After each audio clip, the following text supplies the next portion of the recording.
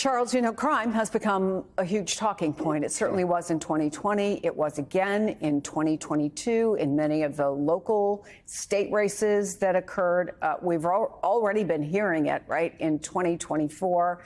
We hear a lot of criticism from the right on big cities, the crimes there, in some cases where crime has gone up, particularly where they have a Democratic mayor or a Democratic governor. And yet what we don't hear is a lot of proposals about the first point that the commissioner made, which is access to guns. Absolutely, Chris. It amazes me and infuriates me at the same time while we have this very disingenuous conversation about stopping and lowering violent crime across America. Somehow during that discussion, even as ingenuous and disingenuous as it is, there is some way that we carve out an exception where we gloss over the notion of school shootings as part of that conversation.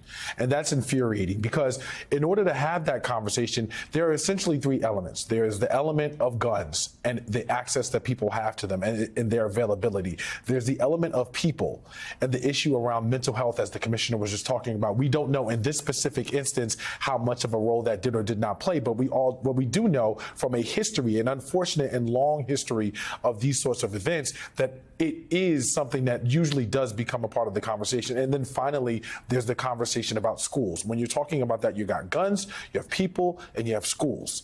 And unfortunately, in this conversation about crime prevention, and addressing it, we would rather change everything about the school than to address the issues that people are having with mental health or dare touch the issues that people have around access to guns.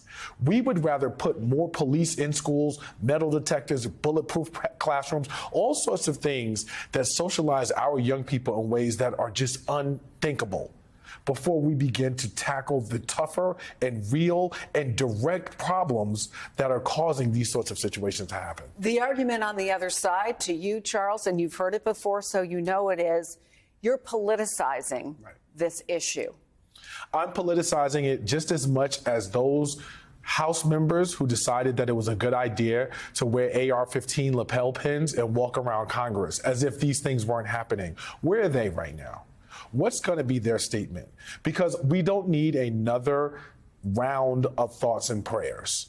And so when you talk about politicizing this, show me what your priorities are. Show me how you are constructing budgets that are intended to address the health and well-being from a mental and psychological place of American citizens. Show me in a real way, beyond sort of just throwing more money, more metal detectors, bulletproof classrooms, arming teachers, these solutions that essentially only feed the violence that is in America's DNA.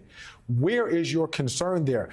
Until then, you can't talk to me about politicizing this, because all you've done is call Rose something else by another name. But you don't think this is going to in any way change the narrative around violence or guns or school shootings in America, do you? Unfortunately, it won't, Chris. And I think that like I said, we will likely see a greater push to change everything about this conversation other than access to guns. Because, of course, there's the rallying cry of this is not a guns issue, this is a people issue. Well, then what are we doing about people? That becomes my immediate question. How are we investing in opportunities and spaces that are going to address that from a people end, as opposed to focusing on schools and all sorts of other issues? I think that this is a very unfortunate space, and we've learned over and over again, whether it's Uvalde, whether it's Sandy Hook, we do not have the type of regard for the lives of our children and our educators and their safety and public safety in such a way that is going to move this needle. And until that becomes a priority, Chris, this is not going to be a conversation that really moves anywhere forward at the type of speed or pace that it needs to.